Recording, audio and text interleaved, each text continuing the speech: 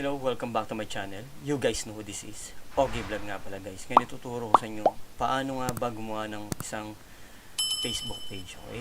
Tara guys, open natin yung ating Facebook account. Tapos makikita nyo dito sa taas, dito sa create. Yan lang sa tabi ng pangalan nyo. Bawa ako Nelson Marameda, home. Itong sa create, click nyo lang to guys. Then makikita nyo dyan, ayan, page, ads, group, event. So, depende kung anong gagawin nyo, i-create nyo. So, click natin tong page. Yan.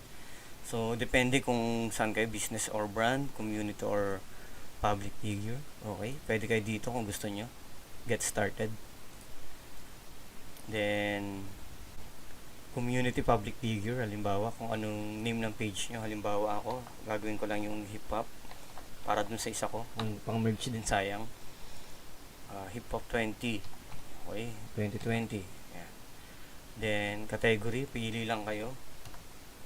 Yan, makikita nyo naman performance, yan, public. Yan. So, madaming mapipili dyan guys kung anong not a business o vlog, depende kung anong ilalagay nyo. Yan, personal vlog. Okay. So, pwede yan. Next, continue. Upload profile picture. Pwede nyo namang skip yan, pero kung naka-ready na kayo, pwede nyo namang lagyan ha. Halimbawa, lagyan natin profile pic. Okay. Hanap lang kayo dyan kung meron na kayong naka-ready. Okay, halimbawa itong kay Luns. So, cover photo kung meron din kayo, pwede nyo rin namang skip yan guys. For ano lang, tutorial purposes lang. O, lagyan natin. Open. So, ito na yung ating Facebook page. Ganun lang kabilis guys. So, check natin. Click natin tong Hip Hop 2020. So, ito na siya guys. Okay, hindi pa nag-save yung cover photo. Pwede nyo i-add dito yan. Add. Choose from photos or upload. Ayan. Upload tayo. Then, click natin to. So, yan. Drag nyo lang kung i-arrange yung position nya. So, save. So, ito na. Ito na yung ating Facebook page. Pwede na tayo mag-start mag-upload. Okay. Yan.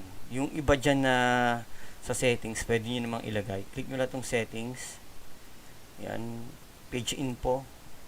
Depende sa inyo kung anong mga ilalagay yung information dyan. Lagyan nyo lang ng description, categories, phone number, pwede nyo baguhin. Tapos, huwag nyo kalimutan mag-add ng isa pang admin. Para just in case na magka-problem kayo in the future, at least mayroon pa isang admin na magko-control o ma-open nyo ulit yung page nyo. Okay, dito lang, click nyo lang tong email ad. Guys, ang may add nyo lang dito na admin, kung sino yung naka-like or naka-follow dun sa page na ginawa natin. Okay, so huwag nyo kalimutan guys na mag-add. Ayan, admin, so pwede na kayo mag-add.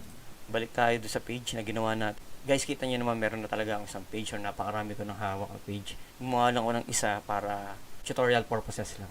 Okay, para makita nyo yung page. So, open ulit natin yung ating page na bagong gawa. Ito. So, ito na yun guys. Pwede na tayong mag-publish. Pwede na tayong mag-post. Pwede na tayong kung anong gustong gawin natin. Yun guys, napakasimple naman itong tutorial na ginawa natin. So, please don't forget to subscribe para lagi kayong updated sa mga bagong video natin. Thank you for watching. Ogie Vlog nga pala. Bye-bye.